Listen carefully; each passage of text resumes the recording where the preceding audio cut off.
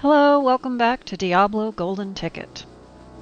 Diablo occupies a really fascinating place in game history, and ironically its impact revolves around the very question that drove me to try the game in the first place at the end of 2019. What's fun about Diablo? In today's episode I'm going to attempt to answer that question definitively, but of course I have to do it in my usual way by telling a story. Today we're going to talk a little bit about the story behind the game, while I do something I've never done for you before. I'm going to show you uncut, uncensored, continuous footage of me playing level 11 of the dungeon. No editing out mistakes. You get to see what it's really like to watch me play this thing. Okay, let's do this.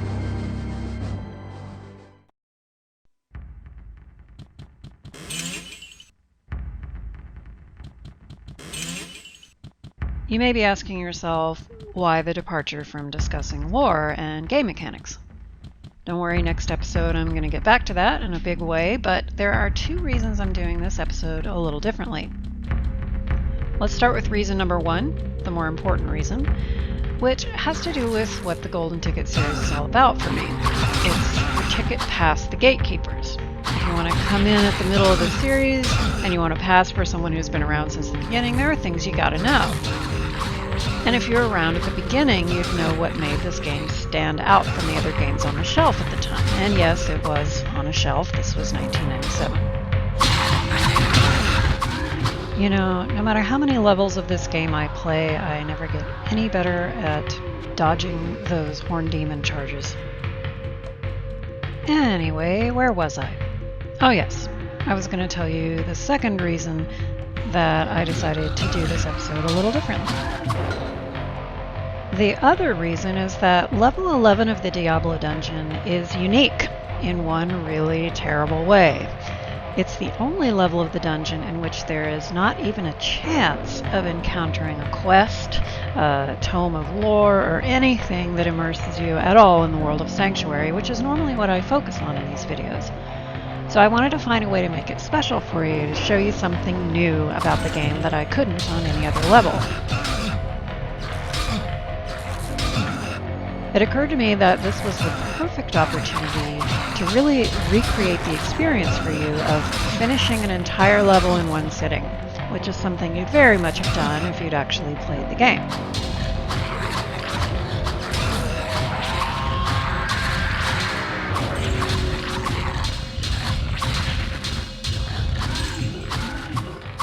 And while I do that, I've got some tales I can spin that take place in the real world rather than in Sanctuary.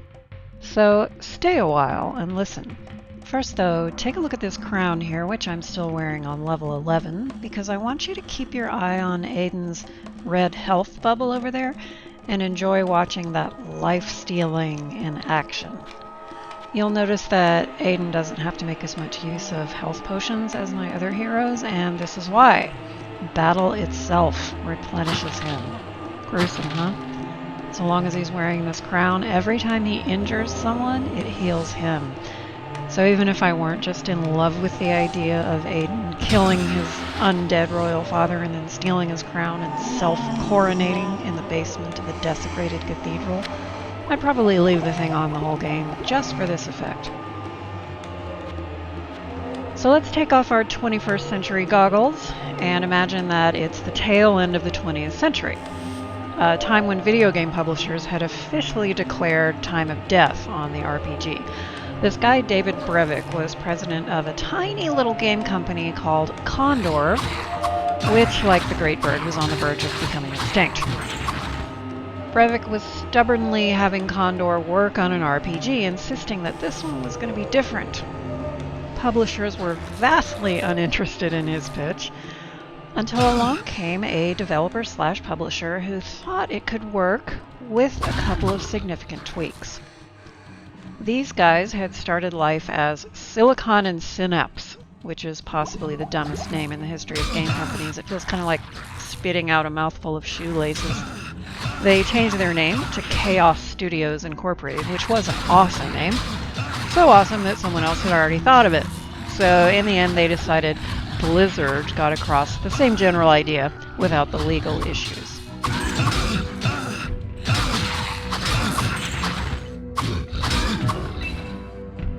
I can't carry anymore. Blizzard was super interested in developing and publishing this game, but coming off the success of a recent hit of theirs called Warcraft: Orcs and Humans, they were only interested if a multiplayer aspect could be added. And here was the sticking point: they wanted it to be real-time.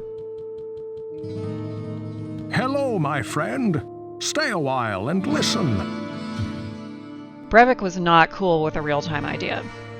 As opposed to what, you, the 21st century gamer, are probably asking. Keep in mind the computer RPG had its roots in D&D. And like D&D, all the early bestsellers were turn-based, including the iconic game Rogue, for which an entire subgenre has now been named. Have you heard the term roguelike tossed around? If you're into gaming at all, you've probably heard that term, and if you're not, it's a term that'll really make you sound like you are, which is the whole point of this series, right?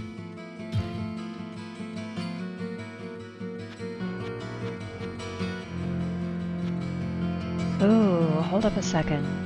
For the first time in a long time, Griswold actually has something in his premium item inventory that Aiden can use. Aiden's been carrying around a shield for a while that has absolutely no stats on it other than additional armor class and being indestructible, but it was better than having nothing in his offhand. Finally, though, we've got a shield available that will add to his dexterity, which means it'll add to his chance to hit and his armor class, as well as increase his chance to block with the shield itself. So it's time to sell that old shield and equip something new. Yay! Okay, so back to the term roguelike and what it means. There are some debates about what does and doesn't classify as a roguelike, but at the heart of it, you're saying it's like the game Rogue. Rogue was ultimately the game that inspired Brevik to create Diablo, in a sense. Here are some things about Rogue that were groundbreaking and are important to know for our purposes. Rogue was a dungeon-crawling RPG in which you explore various randomly generated levels of a dungeon, gathering items along the way to make you more powerful and effective, with the ultimate goal being at the very bottom of the dungeon. Because of the procedurally generated levels, it was a new experience every time you played, and this innovation has persisted in many RPGs to this day. It's mostly what people think of when you say roguelike, that and the whole mechanic of hitting things to get things to hit things with. It's a hack and slash. There are no peaceful solutions to problems in a roguelike. I sense a soul in search of answers. There are lots of other things that define a roguelike, and Diablo isn't technically considered a roguelike for various reasons, but there's one major reason that's kind of the crux of this whole story and the disagreement between Brevik and the people at Blizzard. Warcraft was a real-time game, and Blizzard credited a lot of its appeal to that.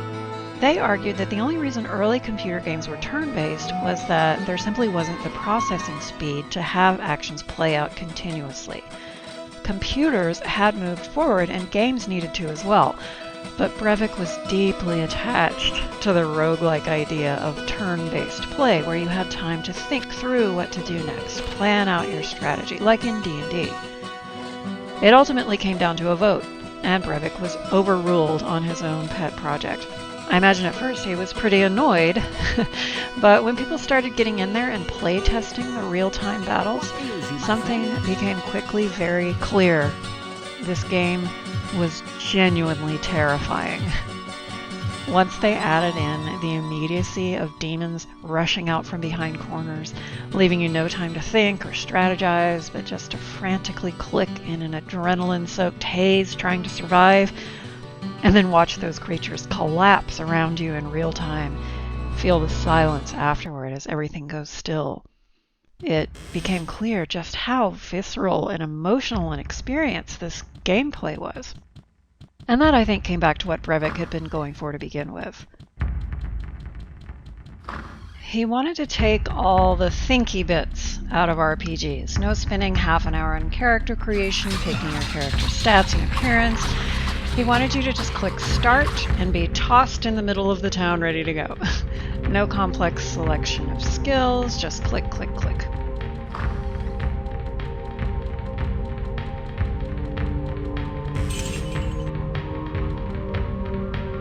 And he was deeply uninterested in story and text. He wanted basically to skip all the parts that weren't fun for him, and as it turns out, for the most part his instincts were correct about what gamers wanted. To get in there and start hitting things, to get better things to hit things with.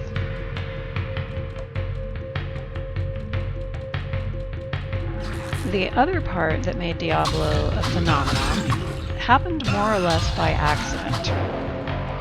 Somewhere fairly late in the development process, someone came up with the idea of quests that the player could do to get some guaranteed loot. So one of the founders put out a call like, write me some quests, I'll give you $5 for everyone that ends up in the game. This guy, Eric Sexton, who started as an artist and is the one who designed the oh-so-memorable Butcher's Lair, ended up going crazy with these quests. Eric Sexton is to Diablo quests as Alexander Hamilton is to the Federalist Papers. He wrote something like 30 quests, and about a dozen of them ended up in the game, out of a total of 16. He didn't mean to shape a central narrative to the story. Each of his quests was completely separate and unrelated. But later, they called in Chris Metzen from Blizzard and said, can you make sense of these? Can you tie some of these quests together? Who is the Skeleton King wandering around on level 3? What does Diablo want exactly? What is going on in this town? This was very late in development when they finally decided, let's give some entirely optional context to this murder spree. And Metzen went nuts with it. Okay, so watch my health bubble there a second. It's been going down, but now it's going to start slowly going back up. 0 potions required. He's just leeching the life force out of these demons via his father's crown. How cool is that?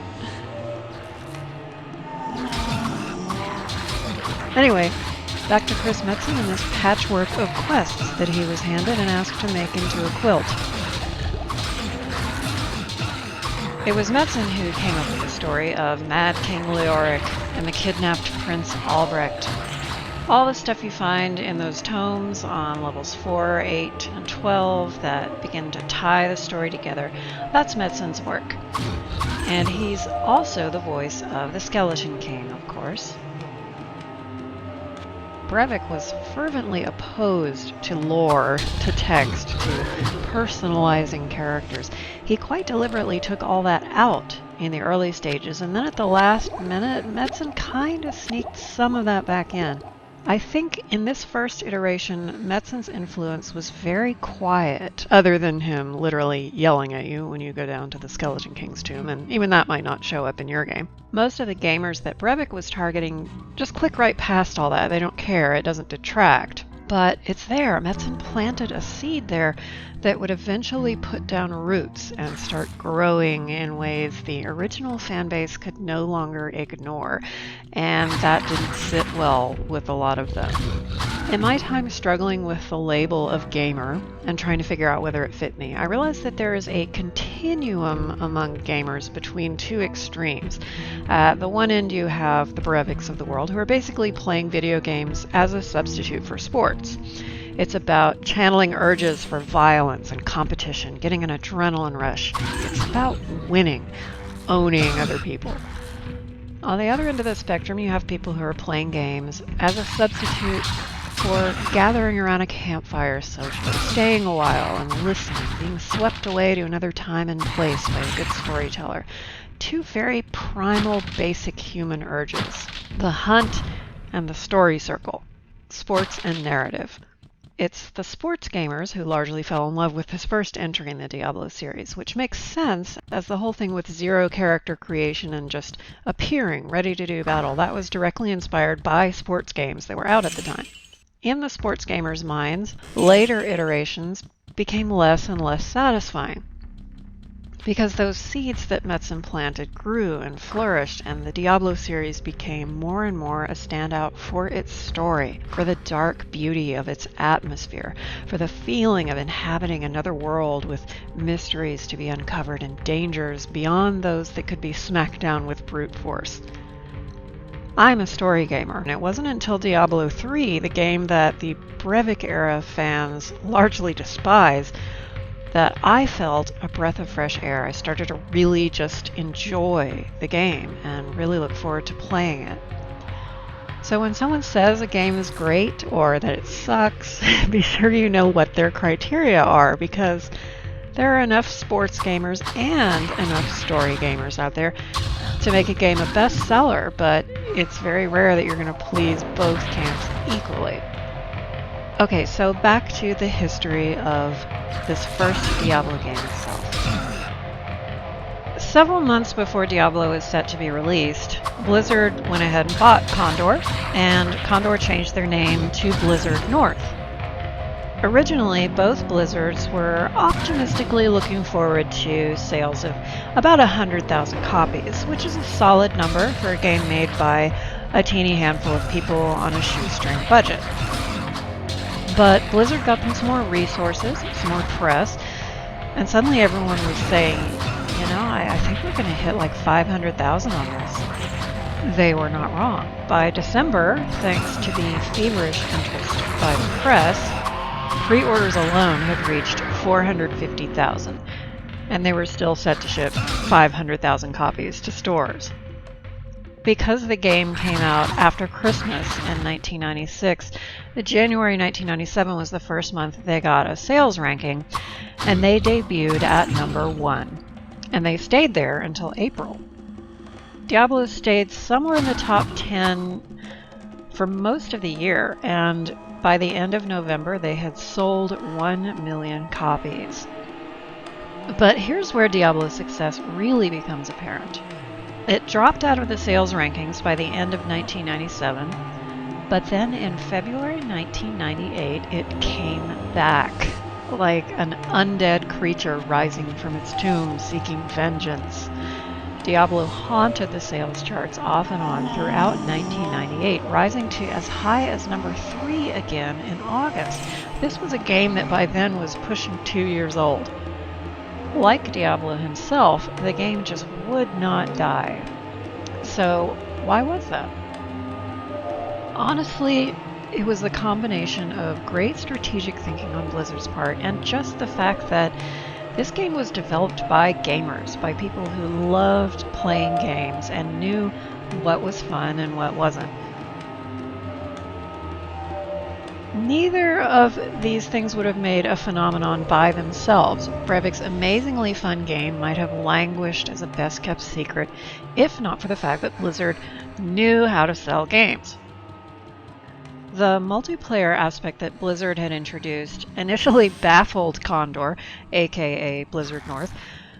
But how do you think a game suddenly has a sales spike when all the media hype has long since died down?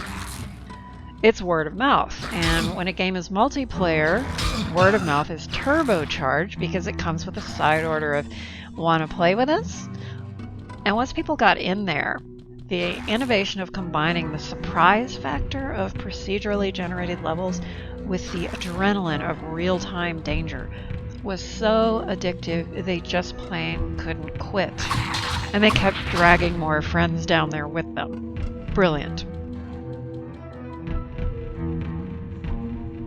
It's no wonder that by the middle of 2001, Diablo had sold over 2.5 million copies. So a little bit over that initial estimate of 100,000. And of course it launched a franchise that is active to this day. As of this recording, nearly a quarter century after Diablo's release, a beautifully remastered Diablo 2 is in open beta, Diablo 3 still has legions of devoted players, and Diablo 4 is actively under development.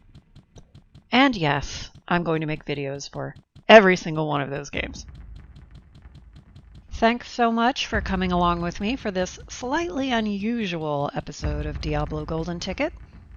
In episode 12, we'll be back to our usual format.